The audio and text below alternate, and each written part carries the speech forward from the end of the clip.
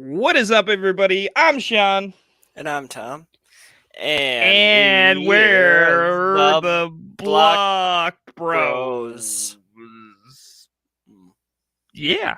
Okay. I mean, there's been worse. Right? Yeah. Honestly, been worse, been better. Tom, tell me about your week.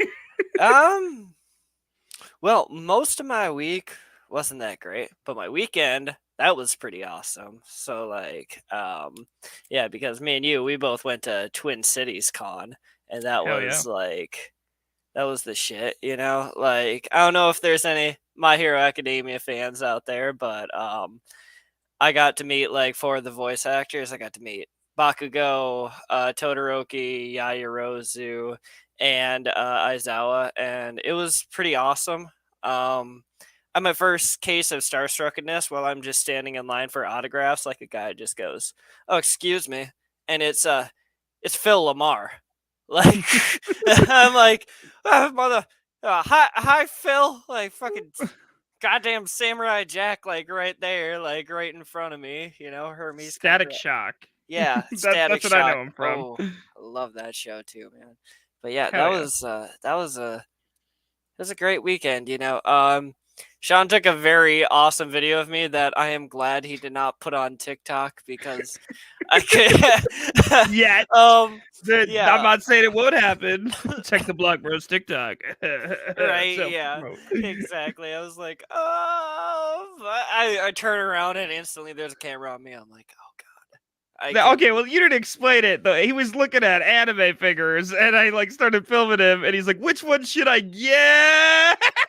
Yeah, basically. And he noticed I was filming it. I was like, "Do I want Rem or Ram?" And by the way, I got all fucking 3 of the figures. They're right. I'll even take I'll take myself. Yeah, you can see all 3 back there. There's Rem, Ram, and Ram. And the 2 in front are smaller ones I've also gotten there. So hey, no shame. You like what you like. Right, yeah. I will say I'm still gonna make fun of you for it. Oh yeah, no doubt. I definitely don't mind. It's definitely something easy to poke fun at. I kind of make fun of myself sometimes, like, you really spend this amount of money on figures? Yes, you do. Yes, you do. I mean, to be fair, but me and my friend Devin was there too. It was me, Tom, and Devin. We all went together, and Devin's been on the podcast before, a couple episodes. So you guys probably know who he is. But we were all hanging out, and me and Devin are both streamers for a living, and we were just watching Tom, who's a tattoo artist, buy all this anime stuff and comic books, and we're all just like, God damn it, we're failure. Like, we were so fucking, we were just sitting there like upset as hell. We're just like, you know what, I want to make fun of him, but honestly it's kind of inspiring, like how much money you get to just blow on stuff you like. Yeah, honestly, it was just like, it's everything I like in like one. It's like I go to every booth, I'm like, I want that, Yeah, I've been looking for that, I want that. So I bought 2 things. Only one of them was for me. I bought Adia, my girlfriend. I bought her a one of those, like, they're like the plushies that you can like reverse inside and out, and like to show their mood or whatever. But it was like one side was like a cat, and then you flip it out, and the other side's like a skeleton cat. So I don't know. She's looking for one of those. She thought it was cool. And then I don't. This is gonna be really fucking cringe, but I'm gonna say it. I don't do like the whole anime waifu thing. Like, it ain't for me. That's not something I do. With that being said, I don't know how many people here follow Chainsaw Man. But yeah. I got really into Chainsaw Man recently. No spoilers, but Power is my waifu. I don't do the whole waifu thing, but holy shit, I love Power so much. I bought like a big ass, like, it's like this big. I can't even it's massive. A big ass poster of her. I'm gonna hang and put in my room. I'm gonna put it in a frame, and I'm gonna get like real weird with it, and I'm gonna cut out like letters from a magazine, and I'm gonna like copy or like paste them onto the frame, and it's gonna say waifu on it. Because I think that's really like weird and cringy, and I want to do it. I don't know. Yeah. But yeah, we had a great time. We actually had a really good time at the Twin Cities Con. It's like, basically, if you don't know what it is, it's essentially just Comic-Con in Minnesota. So a lot of fun. I did have one complaint about it, and Tom already knows what it is. So you go to Comic-Cons and there's panels, right? Like, you can go to panels where you can like talk to people, and like they're supposed to be like subject matter experts and stuff. And you go there and talk to. And one of the panels that was going on was one about podcasting. So Tom was like, "We got to go to that." I was like, "Yeah, definitely." Like, yeah, it sounds awesome. Let's do our diligence, and like let's see what expert podcasters say about podcasting. So Tom was in line, and I went by from all my myself. autographs. Yeah. And I cannot. I'm not gonna name names, and I'm not gonna say who this person is, but this was the least informative like podcast panel I've ever been to in my life. It was. I'm not going to describe the podcast. I'm like, because like I don't know if he'd ever listen to this, but I'm just not going to talk about it. But the dude didn't know about like Anchor, which is Spotify's like podcasting platform. Had no idea what the thing that we use it's called StreamYard, to send off all of our shit. Had no idea about live podcasts. Had no idea that like he was talking about like how much gear you need for podcasting, and he was just like, oh yeah, like these mics are gonna run you a couple $100. These cords, you're gonna have to have a physical location to shoot. You're gonna have to like treat the rooms and stuff. And I'm just sitting there and I'm like, do I tell him? Like, I texted Tom, I'm like, do I tell him we run a podcast for $20 like a month? Yeah. Like, this dude had zero idea about anything, and it was just a really awful experience. But like, we're doing really well, so like I'm like he was like, you can't go into podcast just winging it. You can't go in just like not knowing what you're doing. I'm like, that's exactly what we've been doing for 15 episodes, and it has worked out beautifully. So honestly, no idea what that dude was on, but fuck him. Right. Yeah. It was I couldn't believe I came in the last like 10 minutes of that. I was like, wow, this is fucked. Yeah. Just, it was a great convention though. Of course there's the room where everybody's playing Street Fighter 2. Like a whole bunch of 40-year-old people are playing. I'm no joke. I was like, I'm looking for it. There's got to be people. And of course there it was. And yeah. If y'all want to see partially one of the most blasphemous things I've ever gotten, I do have it rolled up right here. This is by far, like, when I seen this, I was like, oh my god, it's kind of horrible but amazing at the same time. I got everyone to sign it, but it is The Last Supper done, but with all the My Hero Academia characters, like all the students, and I was like, why? This is like pure blasphemy, but amazing. And I was like, I'm getting it signed by everybody. Fuck it. Whoever made that, like, I got it signed by you. I'll definitely mention you later, but you did like a great job on that. I can't believe you did that, honestly. Yeah, it was really cool, but it was just a really fun weekend. We almost got robbed on the way out. Like, there was this dude that was like following us. Really scary. Didn't enjoy that, but kind of like wanted him to try, you know. Yeah, his numbers were not good in that Yeah, it was 3v1, and I have anger problems. Yeah, man. You ain't coming between me and my ladies, dude. I'm gonna fuck you up. But that was our week. We had a good time. It's always good to spend time with Tom and Devin and do stuff we actually like to do. So with that being said, let's talk about the game that we totally planned to talk about this week, because we're expert podcasters and we went to a panel about podcasting and they told us we couldn't wing it, so we totally planned this. Yeah, they're like, God, you got to write every word down. Like, God, we didn't come up with it yesterday and decide we were going to do it today. Nah. We're experts. That's how you can tell. We're talking about a game today called Carrion. I like to describe Carrion as a reverse horror game. That's kind of like what people like to commonly describe it as that I've seen online. Basically, Carrion is. Have you ever wanted to play a big spooky monster in a horror movie? Have you ever watched like a big spooky monster tearing someone to shreds, and then you're like, it'd be kind of cool to be that monster. That's scary. Right. If you want to elaborate on that, Tom, you're welcome to pop in here. Yeah, like this game, it's really weird. I've never quite played one like it. So like I don't know, like I get the sense you're like, like a biomass kind of tentacle creature, Mhm. and like the basic kind of thing of it, like you said, you're just kind of like wreaking havoc trying to escape this, place. It's a kind of Metroidvania style game, but it is also broken up into different levels and stuff, kind of. So it's like a hub world, but with different levels and different abilities get you further, like most Metroidvanias we've played and talked about in the past. But I know it was made by a game called Phobia Game Studio in 2020, and I think it did win some awards for this game. I think it deserves to, just because of how different of a take it is. So Yeah, definitely, definitely. And I forgot what I was gonna say. I know it was published by like another game studio that I think it's Devolver. I think Devolver Devolver, published. yeah, Yeah, we talked about another Devolver game. I don't remember which one. What was the other Devolver game? Devolver. Devolver. If it's an indie game and has Devolver on it, it's generally going to be a pretty good game.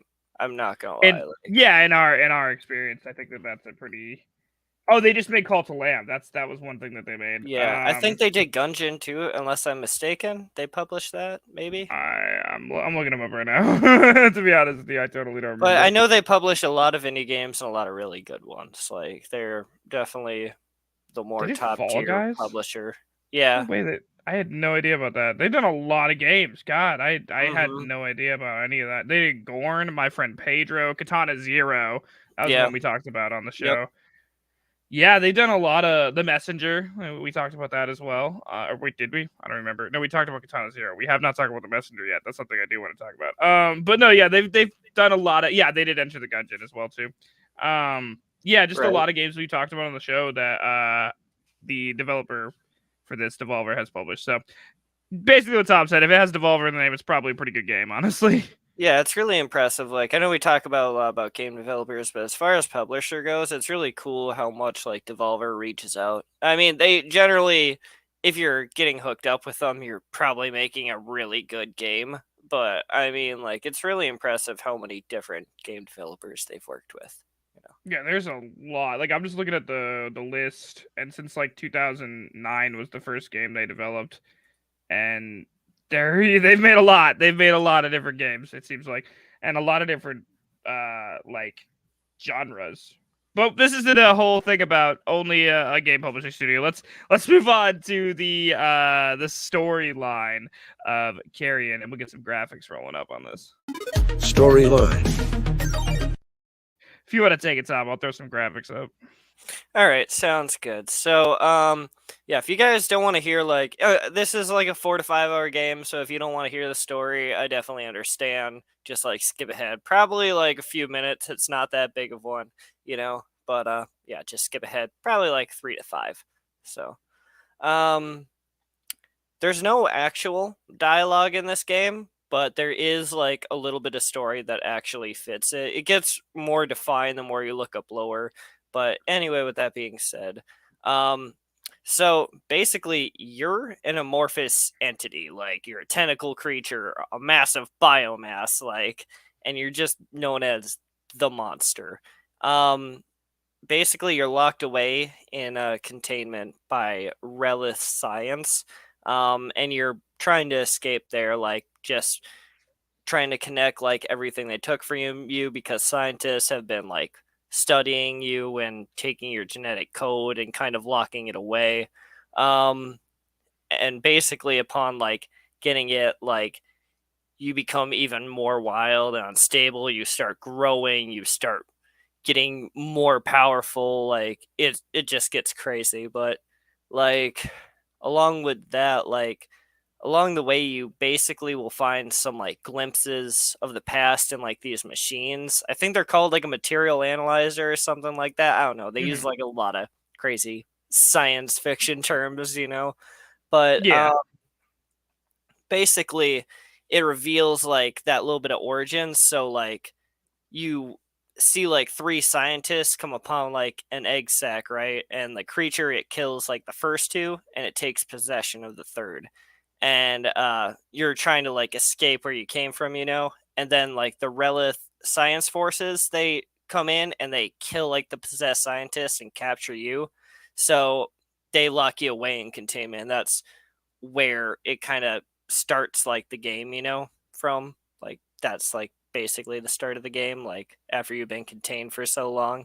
Um, and you're just trying to find that genetic code, When you find the last one though, you do regain like your human form and like you're the monster, so you regain that scientist form. And Hmm. when you're on your way out, like you just kind of peer off into the distance and there's like a little bit of a quarantine city. So basically you full on escape, like you got what you're going to do after that. So and that's where the game Definitely. ends. Yeah, so I think I mean there's not a real storyline with this game. It is Mm-mm. it's literally just you are quarantined and you're trying to escape, and Yeah, you're a giant monster. Scientists take parts of you, you try to get them back, and those parts give you cool abilities, just like with every Metroidvania. But we'll talk about that more in features and content. Overall, the storyline is not a large part of this game, and I don't think no, it's the overall draw to the game at all. no, like it's a very, like I went really like detailed for just based on what I could find, but that is far more detail than the game actually gives you. Like, Yeah, they don't give you almost any storyline besides the brief flashbacks that you get, like Tom said. There's like 3 of them or something. There's not even that many. So like it's really not that much story. But I don't think the game attempts to be a story based game. It's definitely a exploration Metroidvania kind of feel. right, yeah, it's a game that doesn't really require any story to really be a good game. So, and I don't know if Definitely. it's called Carrion or Carrion. I like to go with Carrion because like I always see like the flashing sign that says Carry On sometimes in the fucking Yeah. bar. I like to say I say carrion, but that's just because like I like when birds, eat Ah, or like roadkill. Like I don't know. I think it really depends on like what because like different dialects say it differently. So like I've heard carrion and carry on, but like that's the way I do carrion. So yeah. it also makes me think of that Parkway Drive song, carrion. So if Oh anyone yeah. listens to metal, Oh my god. Never even but thought of them. yeah, definitely. Well, let's move on to graphics and art. Graphics and art. I think since you took the last one, I'll talk about the graphics first. You go right ahead, bro. I don't really think there's anything that like defines this game as like a crazy like this when I think of XYZ genre, I think of this game. I think that it's very good for what it is. I mean, it's a Metroidvania and it looks like a Metroidvania to me. Like the thing that defines it is the horror tropes, the absolute disgustingness of you being a literal tentacled monster. I like to describe it as like a red turd. It kind of just looks like you're just like a massive of shit with tentacles, and it's disgusting to look at. Don't get me wrong; it looks gross, but everything else is just kind of like a pixelated levels. You're in an underground facility. You're in a cavern. You're in water. Like you can tell what things are, but it all looks very sci-fi and pixelated. In a good way though. Like the pixels aren't like bad. You can tell that it's meant to be that way, and I think that the art style suits the game really, really, really well. But also, I think that the defining part is the horror and the gore that come with it. Yeah. Yeah, for sure. I mean, I like the way you definitely, I mean, he's not exactly like a lump of shit, I will say. Like, It's not like a love of, it's not like a love of shit in a bad way. It just looks like a mass of red tentacles all put together into a ball shape. That reminds me of shit. I don't know why, but right, I don't know yeah, if my shits look like that. Should I see yeah, someone? yeah, Should I contact somebody about this? right. The reason I like to use the term like biomass in this is because like the way you like break things down, like you just capture things and eat them, and like it adds to like your body. Like you're innately like you're a tiny creature at first that just keeps growing and keeps like getting more and more disgusting. You know, like it gets fucked up how you look. Beyond just how you look as like the creature, you know, just this pile of tentacles kind of shooting everywhere and like grabbing on things, swinging around like I don't know. You kind of look like I'll describe you as Venom or Carnage, you know, Yeah, from Carnage. Yeah, definitely yeah, Carnage. I yeah, actually like never thought about that. yeah, Yeah. it looks like Carnage, like just like outside of bodies and stuff. That's how I would describe this thing, so everybody can kind of grab it. But along with that, I really like how the backgrounds are also kind of designed in this game. Like each area kind of has its own, but it really feels like that in depth, like you're underground in the science nuclear kind of facility. And I really like that. It fits like the atmosphere very well. Like you get that nice kind of 50s feel of a movie, like Yeah, definitely. It's horror. very sci-fi Yeah. horror. Yeah, and it does it very well. Just the graphics play off of that very well. It's yeah, the aesthetics do a really good job. Like there's industrial fans everywhere. Yeah, there's ladders and or scaffolding and like to move around through different variations of like where you're trying to get to. You have to like go through pipes and stuff. Like it feels very science fiction-y, and all the tropes are very tropey, but like really well done, I think. Yeah, like it's really crazy how this game like comes off. One of the things I really actually like visually seeing is when you go past a light, most of the time you'll break it. And it's really cool how the lights turn off because like, in like the classic horror movie when the light breaks and shatters and like makes Mhm. that like you are that thing and it scares people and it's really cool. Like that's a very cool kind of visual effect they put in. Yeah, they added a lot of even like if we're talking about just like visual stuff that's neat in this game. Like even the save points are cool. Like when you save, you take your form and you go into like a little hole and you spread yourself out, like corrupting that area, and then you shoot yourself back out, but part of you remains. And it's just like it's a cool trope. Like everything I said in this game, everything is really tropey, but it's like awesome to see at the same time. It's very it has an aesthetic that they were going for, and I think they nailed it. Right. Yeah. It's perfectly fits this game like the 8-bit whatever how many bit visual they used in this. I'm no bit expert, but Let's get a bit expert on here. right. It's Definitely. got just the right amount of bits. So Yeah, like I said, that's why I don't ever try to like say how many bits because I have zero idea. But it looks pixelated, but in a good way. Like that's the easiest way I can describe it. You could see what everything is. You could definitely define what everything is, but it still has a good feel for an indie game, a Metroidvania. yeah. Awesome. Want to move on to sound? Yeah, sounds good. Awesome. Sounds good. Sounds and music. Well, I did graphics, so you can do sound. Yeah, so I was just playing and listening to this game today. I on these 4 to 5 hour games, I generally like to, if I can, play them during the week and even sometimes like this one I played just today. And though there's not like a lot of music in this game, I think the atmospheric sounds really go over the top, like the way like you move and stick to surfaces and creep up on people, the way people shriek, even just the growl of the creature is like just super creepy. Like I don't know, I really like the sounds in this game even though there's no like per se music as much as there is like an ambiance to it. It's really cool what they do and they do it very well. Yeah, I think that pretty much explains what I was going to say. I think the only thing that I really want to talk about is how wet this game sounds. Oh my god, yeah. Like I mean, you're a lump of biomass slapping around on walls, splattering people, and like everything sounds wet. Like when you slap on a wall, it sounds like, imagine like a wet tentacle slapping something. It sounds disgusting. But like the gunshots sound good when you're getting fought by people. Like Tom said, the monster growls sound good. When you absolutely rip someone up and they're screaming, that sounds pretty tight. When you break a door down off the hinges, like the explosion sound that it makes sounds really good. The sound, like Tom said, there's not much of a soundtrack. There's not a lot of music. But the sounds that you actually get from this game are incredibly well done, and it fits the atmosphere entirely. And I agree with that. Yeah. Cool. Well, I think we nailed that. Also, apparently, the soundtrack was made by someone named Chris Valesco. Right? Is that how you say? I'm assuming that's what it looks like. Chris Valesco. Right. I know there is like a soundtrack to this game and like a deluxe version. I'm like, what? What's the soundtrack? Like, Maybe it's just so well done that it's not noticeable. Maybe it's one of those. I have no idea.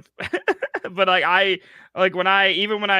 because actually I'm in the middle of making videos or shorts from short form content for this game because I played it about 6 months ago, and my schedule is about 6 months. It takes about 6 months for me to use the content that I filmed 6 months ago. So I'm currently making videos from when I played this game. And I was actually like making a video the other day and I was like, is there any music in this game? Like, I can't tell.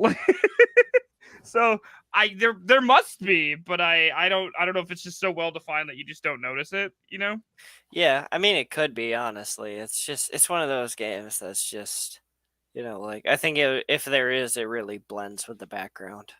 So. Yeah, I think it fits really well. I think the only time that I could imagine music, actually, I'm just gonna check right now, is because we're watching it right now. By the way, we are a live podcast, so if you're ever interested in actually looking at what we were talking about, either find our short form content on all socials under Black Rose Podcast, or come see us live every Tuesday at between 10 and 11 p.m. Central Standard Time over on Twitch, Facebook, or YouTube. But I'm watching it right now, and I can turn on the sound just to see. And there's no music. It just sounds like ambient sound. It sounds like ambient sound. It sounds like an underground facility, ambient sound. So I don't know. Maybe that's what they're considering a soundtrack. Right. I do want to say though, like for some reason, they did have a vinyl pressing for whatever the music is, and it featured an injection of red hydroscopic liquid to resemble blood splatters. Apparently. Maybe like the loading screens. I know that the loading screens have music. I don't know. Like I guess I'm not that in depth. I guess I just didn't like listen well enough. I played this game today, and I want to say there might have been like a hint of music, but I really didn't hear any. I can't even remember any in the credits. So yeah, that's either a really good sign that they did a very good job with it, or I don't know. Or we're dumb. One of the two. I have no idea. But with that being said, let's move into features and content. Features and content. And anyway, that's why I don't get along with people with model trains. Me neither. Fuck them. If you like model trains, don't listen to this podcast. Dude, it's gonna just be a giant supercut of us every time we said don't listen to this podcast. And then like a year from now we're like, man, we get like no listeners. I wonder why. God. Oh my god. Where do you want to start with protesting? Sorry, that was a weird tangent. But where do you want to start with features and content?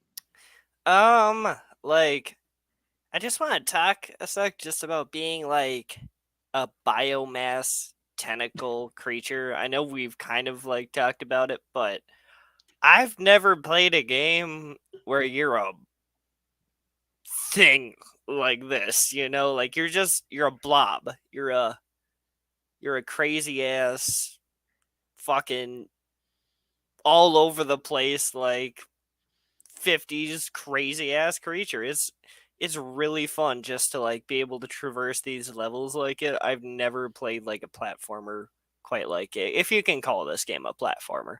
I think you can, yeah. There's puzzle platformer, they kind of run together, those kind of terms. Yeah, So it's like, okay, it's a platformer, but you don't jump in this game, you know. Also curious, did you play this game with controller or I mouse did. and keyboard? Okay. It's one of the few games I actually played with a controller. I'm not for everyone who needs to know, I'm a fucking PC Master Race snob. And I play most things with mouse and keyboard, but specifically for this one, I played it with a controller because it felt really good on a controller. Yeah. It's like yeah, we'll get more into controls later, but it's weird with mouse and keyboard, I think. But like I don't know, it's so weird like getting used to playing like a character like this just because like, you know, you're used to the way like a lot of things will be in video games and act, and in this it throws you a curveball every single time, and that's really cool, you know. I think, and then not to take. I mean, I'm gonna branch off of what you said and keep going with it, and Yeah. also not to take what we're gonna talk about probably in controls and movement and stuff. But honestly, that's probably the biggest draw to this game is the freedom of movement, the fact that you're a big spooky monster. They call it a reverse horror game, and it feels like one. Like you are the big spooky monster, and any way you point your, you move in this game, you slide across your screen like a tentacle monstrosity, and you murder and rip and tear and blow everything out of the water in your way. Like nothing stops you. You are a giant hulk of a creature, and I love that. It feels good. Like you said, I haven't played another game where you just get to be a gross monster. Yeah, it's really cool that you get to be something different in this game, you know. And also just It, the fact that like it's like not only are you like a big spooky monster, like you also are like it's fluid. It's a very fluid feeling. I've never felt such a freedom, because like you're a big thing and then like you shrink down into like this little tight crevices and like shoot back out and go into pipes and stuff like you know how like cats can stick their heads through like fucking like tiny little spaces and then their whole body can fit through. That's you. You're the cat, Yeah. but you're also eating everything in your way. right. Oh man. It's like 40 sentient snakes that just like fucking work together like Kinda, yeah. A little bit, yeah. Not gonna lie right. about that. It's kinda accurate. Yeah, it's just fucking it's wild. Like I've never experienced playing anything like it in my life. So it's I think pretty cool. I really think that just the fact that it's just so fluid, like that's what it feels like. It's just you're so fluid, no matter where when you point your control or when you because I use the controller when you move your cursor, your controller one way, all your tentacles stretch that way and sling you along that way. It's disgusting. It looks like you're playing a fucked up Spider-Man, bro. Yeah. Yeah. Like I said, it's pretty much like being the fucking Venom in Spider-Man, just constantly all the fucking time. Like it's Really, fucking it is, great. yeah. It's very much like that. But no, I think that's the biggest draw to it is just being the fucked up scary biomass creature. And being able to actually like enjoy doing it because like and I feel like this goes along with the same thing and might branch into horror elements as well, which we want to talk about. But like eating people in this game, super satisfying. Oh my god. like grabbing a guy with a gun and just like pulling him into you as he's screaming by his leg and then you just eat him and blood splatters all over and you get slightly bigger it's a good feeling. It just feels good. There's not a lot of games like that, I don't think. Right? Yeah, it is pretty good feeling. Like pro tip, and just hold down the right trigger. Like just fucking hold that thing down. Like just whip your fucking control stick everywhere. You'll grab someone and eat them real quick. Like fucking.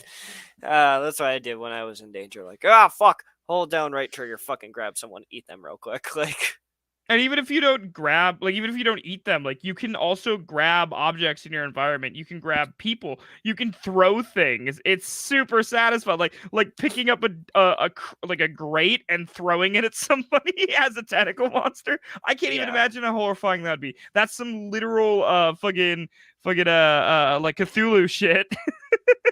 yeah. No, thank you. It's fucked in the best kind of way. Yeah, because you get to do it. You're the monster. You're not like running from this thing. You are the thing. Right? Yeah, it's so cool, honestly. But I think that branched out into the another thing I want, which is the horror elements, which we kind of just Hmm. already mostly covered. But I think that body horror is a big part of it. The general aesthetics of an amorphous blob, and like this, it also combines like sci-fi horror and like just like sci-fi tropes, where like you every time you, and this might go into another part of like the Metroidvania or like the leveling up systems, is you're searching for parts of you that the scientists took, and when you find them, it gives you new abilities. And I think that's a really cool way to, because like if you played any kind of Metroidvania, everyone knows like you find like weapons, or you find powers, or you find something that makes it better, and then you can backtrack to other parts of the game with these new powers and discover more stuff. That's kind of how the basic combo for, or the basic setup for Metroidvanias. But in this game, you're finding literal parts of yourself. And one way that that's interesting is like they're all hidden, and you have to like you can use like almost like an echolocation feature where like you like groan, and then the part of you groans back to go Yeah. find it. And that's really cool. I think it kind of takes the fact that you're a living thing looking for other parts of yourself to a whole new level. Right. Yeah. It's really cool how horrifying, and just like when you think this game like can't get like you can't creep yourself out more, then you will like fucking.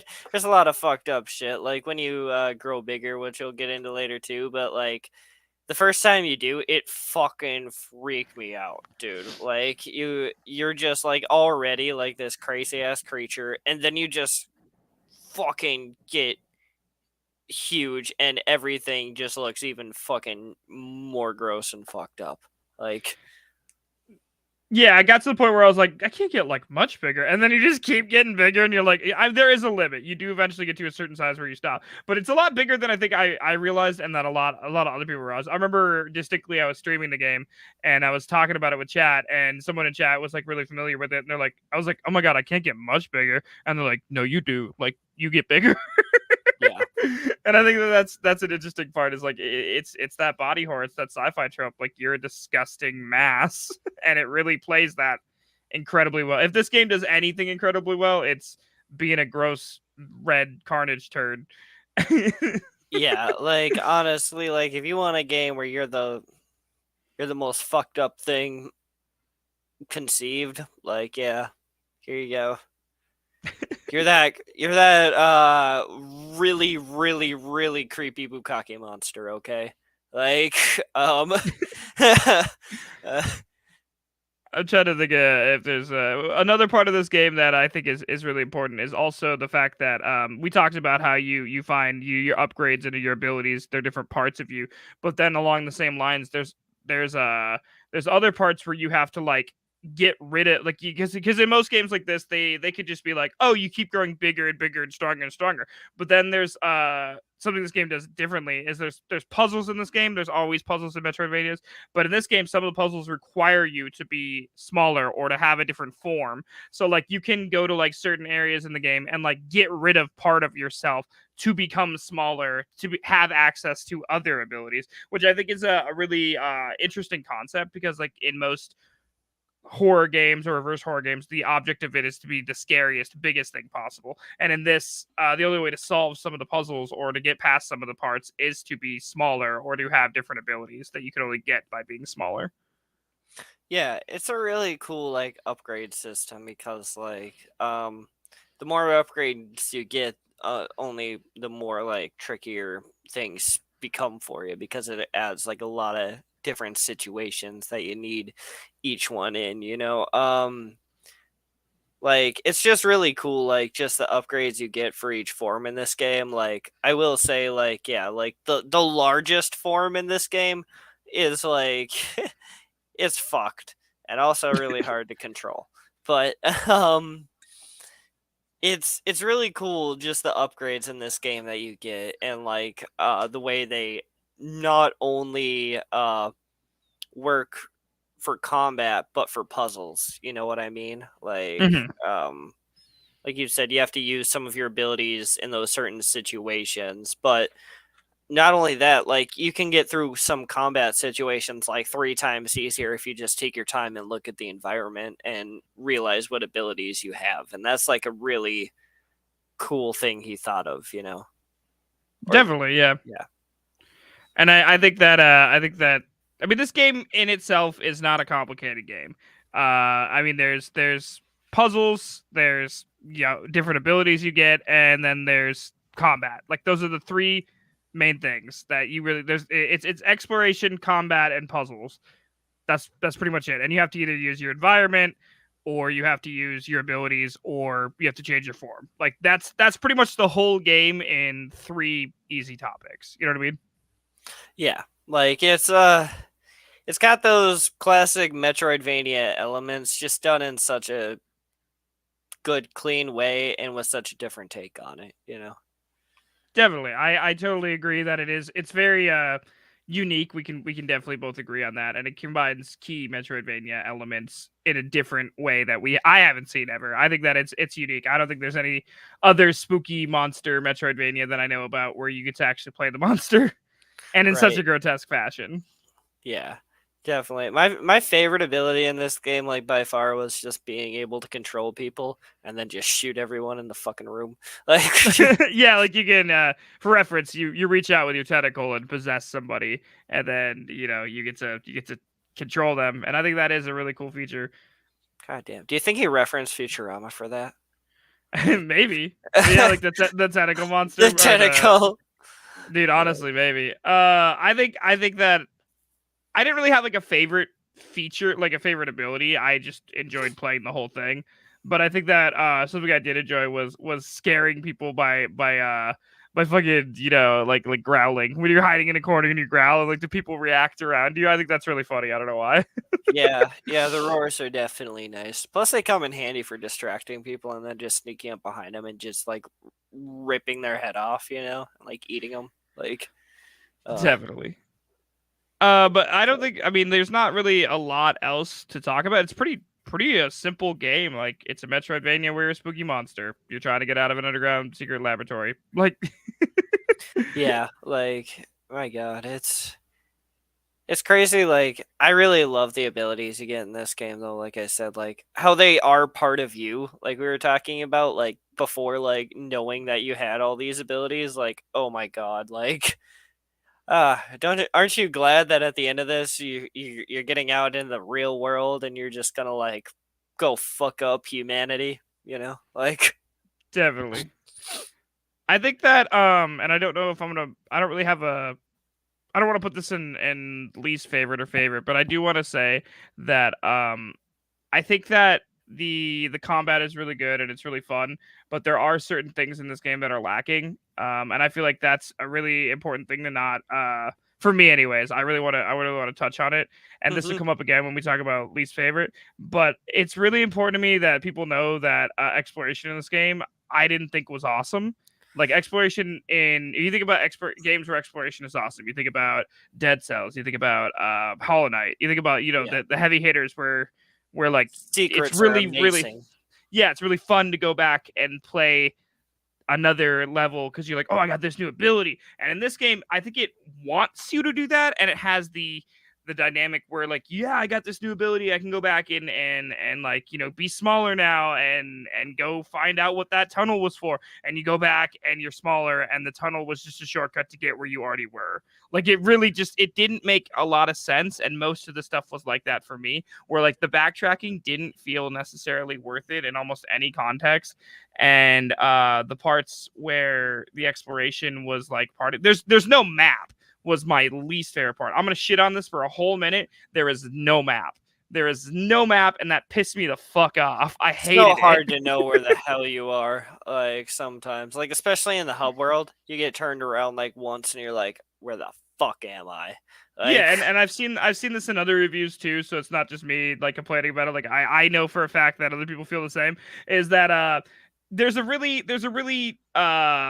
basic path you're supposed to take that's pretty well defined, but if you slightly variate from that path, you can get lost for like 2 hours and just totally like fuck up a run. Like it can take because this game you can run this game successfully in like 3 hours, no problem, if you follow the path. But if you fuck up and get lost, it could take like 6-7 It hours. took me 5 because you turn yourself around and you can't remember where the hell you were and where you And are. that's Everything looks the same, you know? yeah, it's really important for me to talk about that because I think that is a glaring negative that like in this we don't always want to talk about how great this game is. Yeah, it has a really cool definable feature, it has really great aesthetic, but there is a glaring I think that is a glaring thing that will piss a lot of people off because I know it did Yeah. for me. Yeah. Since we're already on the subject like of things to touch about, I want to talk about like this game has 2 really difficult level spikes, okay? Mhm. And one's right at the beginning of the game. Like at first you're ripping people open, you have no problem like you can get through like the guys with guns and stuff. But then you happen upon dudes with shields that Oh block god, your yeah. abilities and like dude, you're gonna die to them like 10 times in a fucking row. Like, no joke. You're just not gonna understand what to do. Until you do, like, they're really hard to get past. And the second time is on the last 2 levels of the fucking game. The whatever soldier room and the fucking bunker are literally, it's like, the game was pretty difficult, but then it gets majorly hard. Like everything literally will obliterate you in like half a second. It's just, it's ridiculous. And It you're is a so weird big, you're a target. transition Yeah. You get so because big that literally you just get blown apart, you know? yeah, I think that that's kind of like how I feel like that's the same vibe with the map. Like the game has a lot of really good features to it that are done really well, and then all of a sudden there's something that's glaringly like not great. Like it's all of a sudden because like the rest of it's really well done, and then you die in one hit. You know what I mean? Like it makes no sense. Yeah, it's It, just oh I think it's because and like I don't know. I didn't look up any like I'm just basing what I'm saying off of how I'm feeling. But pretty much I'm thinking that like they're just assuming it's the end of the game. You're supposed to be this big scary monster. Let's make it really difficult. But like also then you should have probably ramped up the difficulty the whole time and not just made it that 1 second. You know what I mean? Like it is a weird transition. yeah, it just gets like I had to like take a break before like that bunker level because I was just having such a difficult time like on some of those parts. You get surrounded by like robots and people firing with shields and like fucking god, if that's not enough, you just got like what's the name of those little helicopters that aren't helicopters? What, drones, right? Drones, yeah. Yeah, the drones are the most annoying thing in this game because they'll just constantly surround you and cut you to pieces. Like, hey, the Yeah, most not super perfect fun. tentacle efficient killer is literally just a fucking drone propellers. Sashimi. Yeah, Sashimi after yeah, that, dude. bro. You think he But would be good sushi? Like, probably. I would assume he'd probably be pretty good sushi. I could eat that. right? Now I'm If you want hungry. to take over my body, I might give him a try.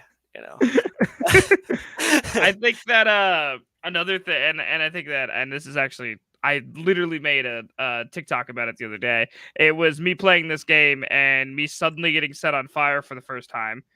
And like this game does things very well. You use common sense most of the time. You can do whatever you want most of the time. I mean, you're a big spooky monster. You're supposed to just slide around and kill things. But like when there's like a status effect all of a sudden out of nowhere, like I'm on fire. How do I not be on fire? And like you turns out you're supposed to like find the nearest water and put yourself out. Otherwise, you do not stop burning and you die. Like, but how would I know that? There's no context for it. It comes again. It's one of those things where it comes out of nowhere and is suddenly hard, and it's not a fun experience in my opinion when that happens. I feel like if you introduced, you get set on fire, but there happens to be water right next to you so that your brain can correlate, oh shit, I'm supposed to, put myself out in the water, but that doesn't happen. You're just supposed to know. You're supposed to find it, Right? So. Yeah, there is no tutorial in this game really on what to do. It gives you like it's like here you go. Here's like 3 buttons. Eat and run.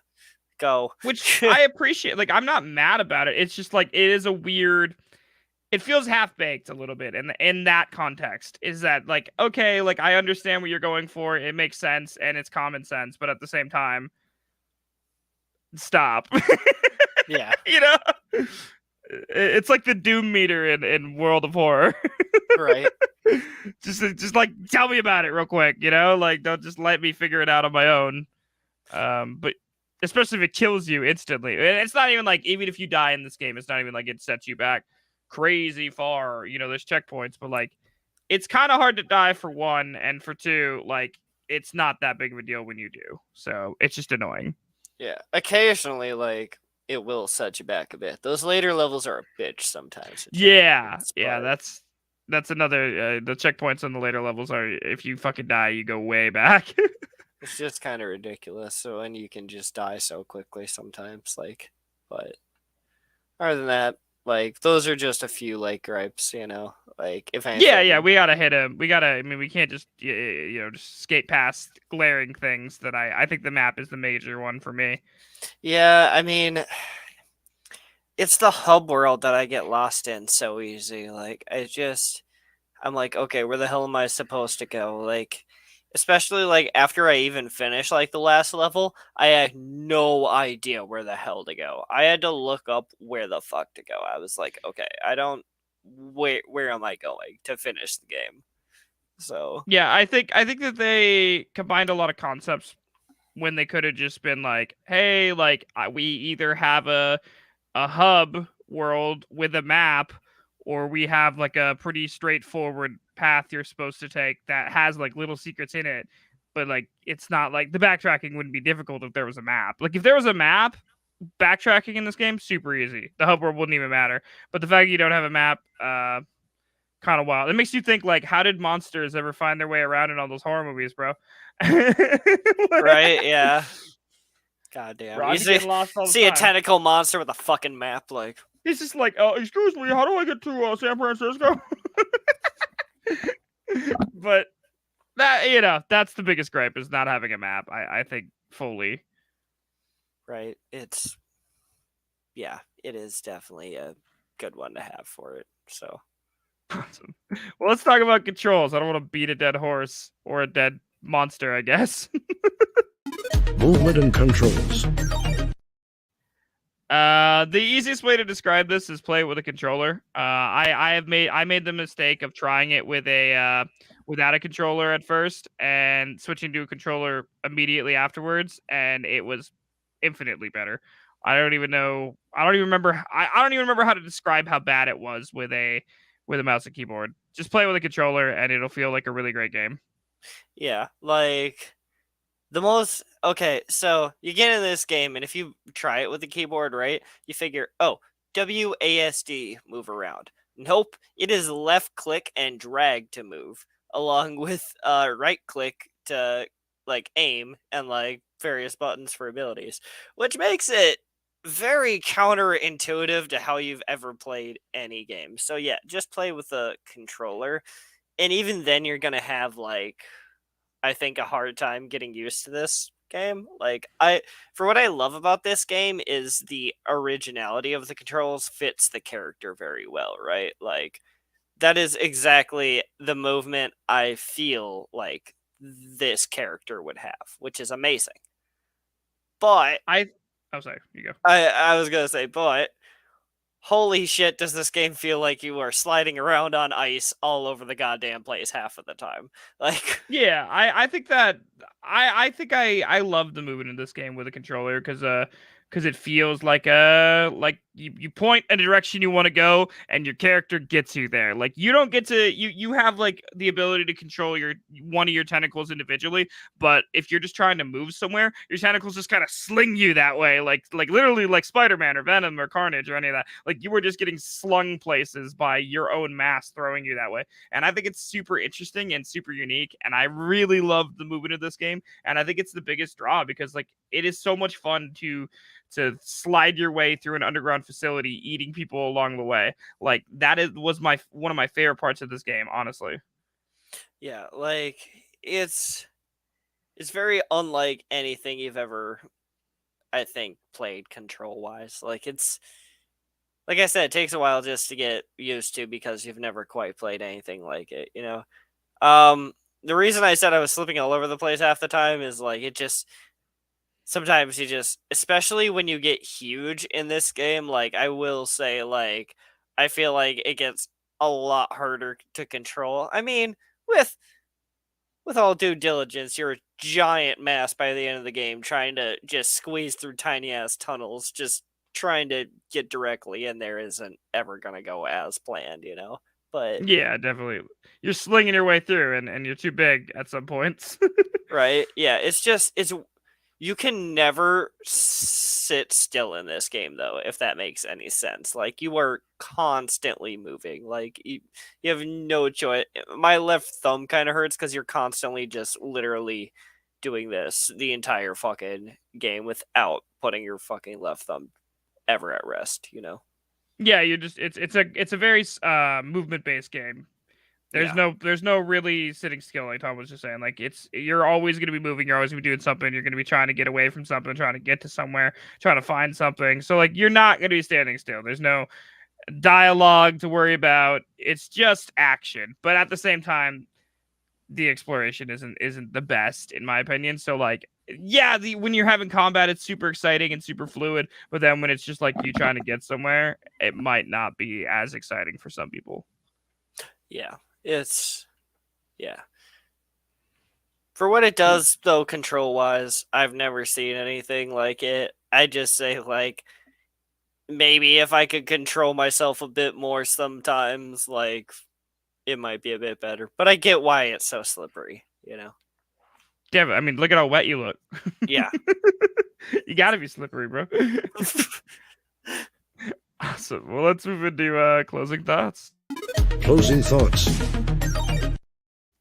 What is up first with closing thoughts? Let's talk about the replayability factor in this game, Tom. What do you think about it?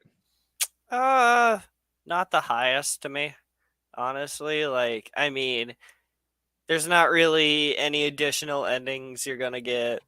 Everything you see the first run, you're gonna see the second run. I mean, there's secrets in the game. I think there's like an 11 additional containers, like we were talking about. But like I said, with no map, good luck fucking going back and finding them, and then good luck once you get back in the hub world figuring out where you were. So that just like to me, it's like maybe I'd play this game again. Like if I felt like I'd really get some enjoyment out of it, I might play it again just because it's a nice 4 to 5 hour short run through. But at the same time, what you see the first time is what you get the second time, you know? Yeah, I think I fully agree with that. I think for me, it was definitely a one and done. I played it, I enjoyed it. It was a cool concept, but I wouldn't play it again. Yeah. And I think that's an important distinction because, like you said, unless they added like something, maybe one of the abilities they could add is getting a fucking map. Right. And I might even, if the last two levels, like I said, weren't so frustratingly fucking difficult, like I don't think I could literally get through the last two levels of this game again. Like it was one of, I don't know. I got so mad, like going back to checkpoints and having to rewatch all the fucking doors open, and like I'm like, oh my god, like can Yeah. we not like? It's like the It's- equivalent. It's like the equivalent of like knowing the boss cutscene speech word for word, but it's not because there are no cutscenes. It's just you just know what's gonna happen. Right, yeah, Uh, and I will say maybe it's because like I had to watch the doors open a lot, and they are the slowest opening doors in video game fucking history. It's like you have to watch the door open in this game, right? And it opens really slow.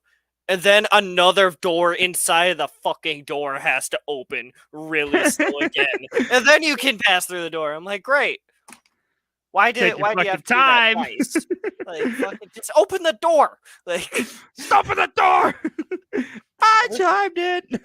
Oh, but everything else in this game is super fast paced, and they're like, let's slow you down with the slowest doors literally in game history. So fuck, jeez. But yeah, no, I think that it is for me. It was definitely a one and done. I don't think I'd replay it. I do think that it is worth the initial play just because the concept is really unique and fun. But I think that I wouldn't replay it unless there was something added to it. right. Yeah. If there was a sorry. multiple like amount of endings or like something like I don't know, like if there was more like Metroidvania elements with secrets or like I don't know, something else like to go venture out and find, like it doesn't feel like that in this game. Once you've escaped, you've escaped, you know?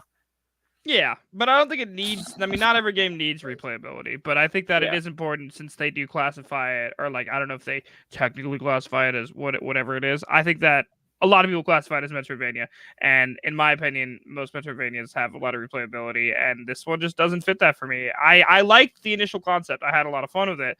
That being said, I don't think I'd play it again. No, I don't. Okay. Yeah. Cool. Well, let's talk about the fun factor. Where would you put this on a fun factor and/or rage factor if you have one? I guess. Um, let's see. Fun. I'd probably give it a nice like 8 out of 10. I had a good amount of fun with this game. It's nice to adventure around. It's what you feel like in this game. That's the exact feeling like it's going for and what you want. Like it's good in what it sets out to do, and I had a fun time playing it. Uh, Rage factor wise, probably like I don't know, like a 6. Like there was only like I said, those last 2 levels I got really frustrated. Yeah. Otherwise, I had a pretty good, nice, seamless, like fun time playing the game. I really liked adventuring and figuring out what to do in a level and the best way to take care of each of the enemies and like fucking just being this huge fucking crushing blob. But yeah, like that's about what I'd rate it. Definitely. I think that I put it a fun factor on it about a 7 for me. It wasn't the most enjoyable game I've ever played, but it was definitely worth the time to play it, and it was pretty fun. Rage factor probably about a 6 to a 7, just because like the no map, and I'm gonna keep talking about the no map pisses me Mm-hmm. off. I didn't not like I get lost really easy in games. I need either a straightforward thing or a map, one of the two, and this game was literally neither of those. So that's why my rage factor is so high, and the last 2 levels as well. Yeah. Um, did you have a favorite part and a least favorite part? My favorite was probably oh man, I don't know. It's hard to pick. I mean, It could be a it just general thing. yeah, it never gets old using that slam ability and just slamming like people right into a fucking wall and then just eating them. It just really never gets old. Like just the sheer like being the character you are in this game, I think is my favorite part. Definitely. And do you have a least favorite? Probably those level spikes, like I was talking about, man. Like The it, difficulty, yeah. yeah, it was just out of nowhere, like both of those times. The first time I could get over and I get they were trying to teach me new enemies. The second time it felt like I don't know.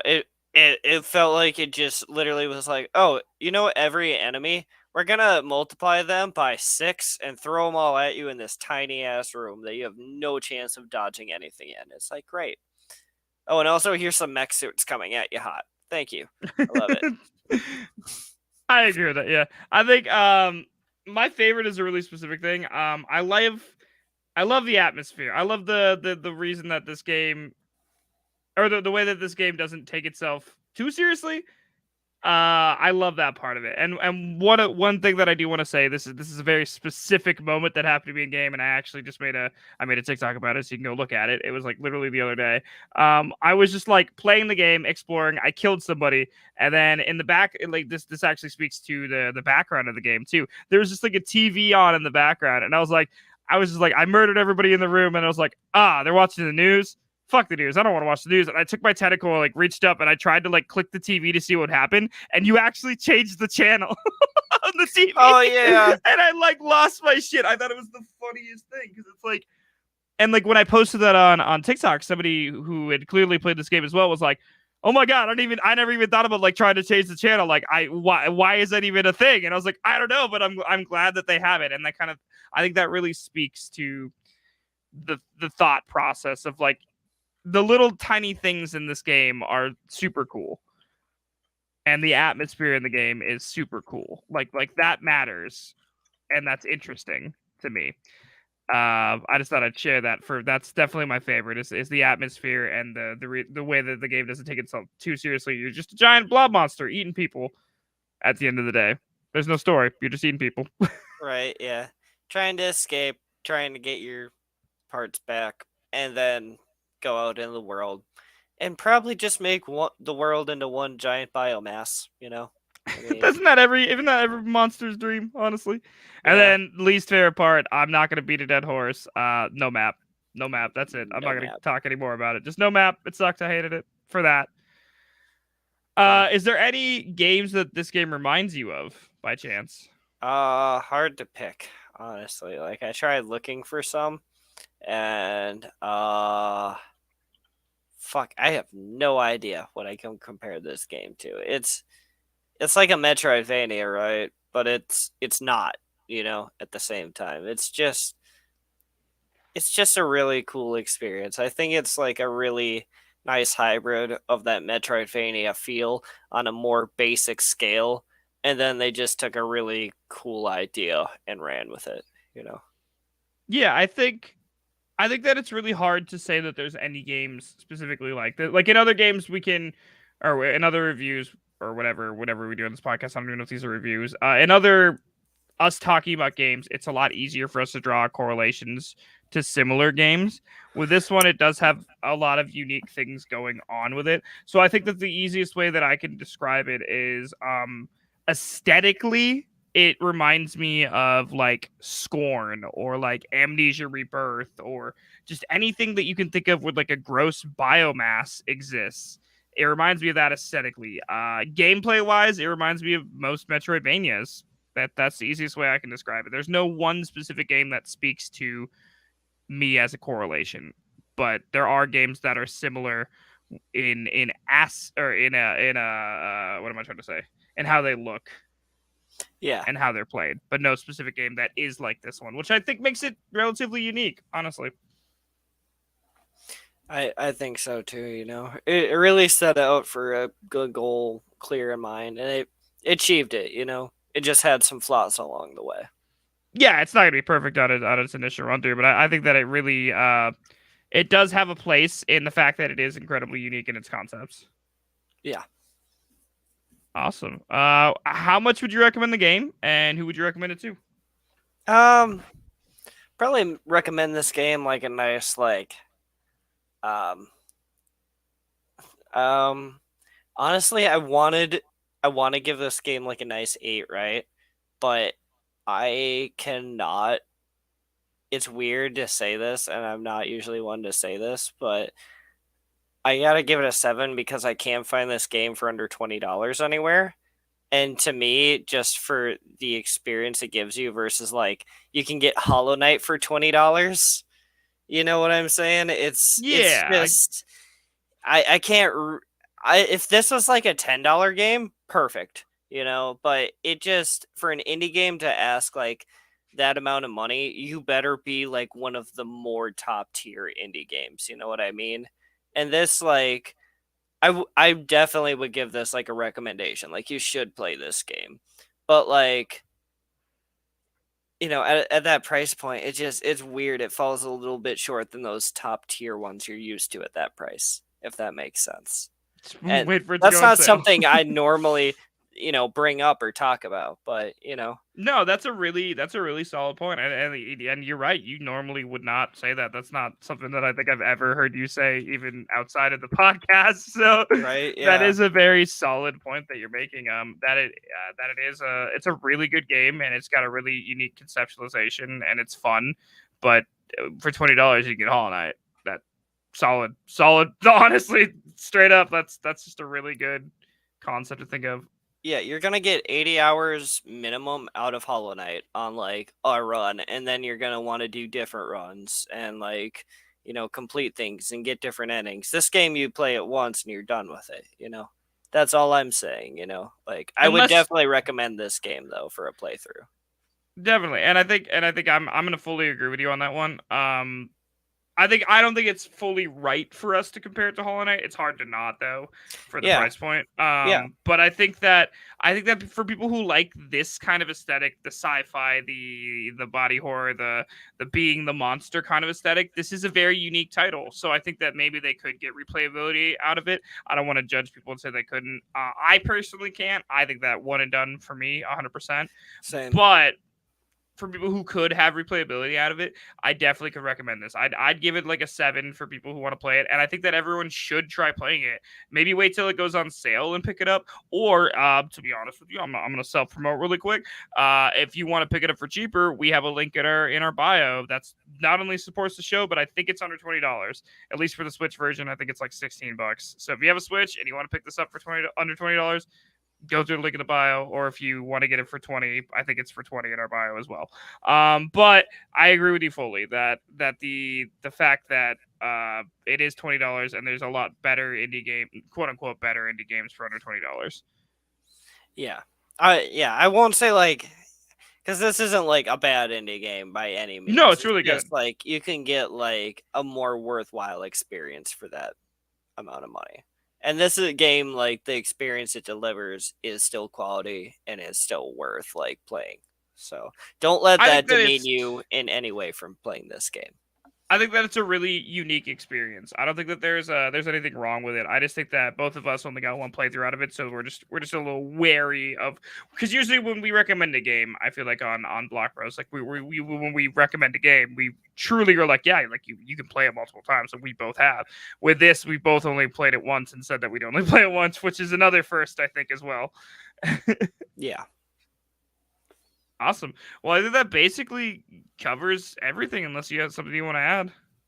No, I mean, that's pretty much all I wanted to hit on this game. It's a really solid game and a really solid experience. I did have fun playing it today. It just like there are those few gripes with it that stop it from being like a great experience. You know, it's still a good experience. I still love it. It has a really original idea, and with that, it came out top tier. But the few gripes we had with it, like there are a few, like, you know, and it's not like, oh, that's a little issue. It's a few glaring issues, you know, like it's like having like a really nice car and then you just kick in the fender with a steel toe boot and you never do anything about it, you know. No, that's 100%. And we're not gonna sit here and beat a dead horse. I mean, it's a solid experience. I think it's worth it for one playthrough. So yeah. if this is your vibe, definitely pick it up. And if not, I mean, listen to any of the 15 other episodes we've done and pick one of those games to play. Right. Awesome. Well, guys, thank you for joining for another episode of Block Bros Podcast. If you're a developer that wants to talk about your indie game with us, you can shoot us an email. It's blockbrospodcast@gmail.com. Again, that's blockbrospodcast@gmail.com. If you have a game you want us to review, please feel free to drop us a line on any of our socials or in the email. Everything's Block Bros Podcast. We're super easy to find. Don't forget, guys, please rate and subscribe to us. It really helps us with the algorithm. And if you want to help support and keep the lights on, as you can tell, there's literally a lot of them in my room. You can always purchase the game from the link in the bio. Tom, if you want to be found, where can the people find you? You can find me on Instagram, TikTok, and Facebook. It's all Tom Dykers Tattoo or Anchor 13 Tattoo for my profile page. You can just look those up, or you can hit up my link tree. It has all my links on it. So definitely. And as always, guys, all of our links are linked in the show notes as well. You can just click on the link and take you directly to our links. As always, you can find me on every single platform. It's Sean is a Ginger, SEAN is a Ginger, all one word. I'm a streamer for a living right now. I stream every Monday, Wednesday, and Thursday, starting between 8 and 9 p.m. Central Standard Time on Twitch. I'm also moving into a couple other things. I make short form content every single day, at least 2 videos on every single platform as well. So if that's your thing, make sure to follow your favorite Viking variety streamer. With that being said, guys, I don't know what we're doing next week because, as always, we're shitty and don't plan. Nope. We went to a whole seminar about this. Yeah. Just like plan ahead, write every single thing down. Nah. We'll bullshit it. Well, you'll know when we know. But it'll be a surprise like always. I think it's kind of more fun that it's a surprise. Oh, also, we totally forgot to say, we're professional podcasters. This game is available on Linux, Mac OS, Windows, Switch, Xbox One, PlayStation, Lumia, and I think that's it. There you go. All right. Well, anyways, guys, Blockbuster Podcast is a live podcast that streams to Facebook, Twitch, and YouTube every single Tuesday. Most of the time, we've only missed like 2 times in the last couple months. We start usually after 10 p.m., between 10 and 11 p.m. Central Standard Time. Opening music is 8-Bit Fun by the Heatley Bros.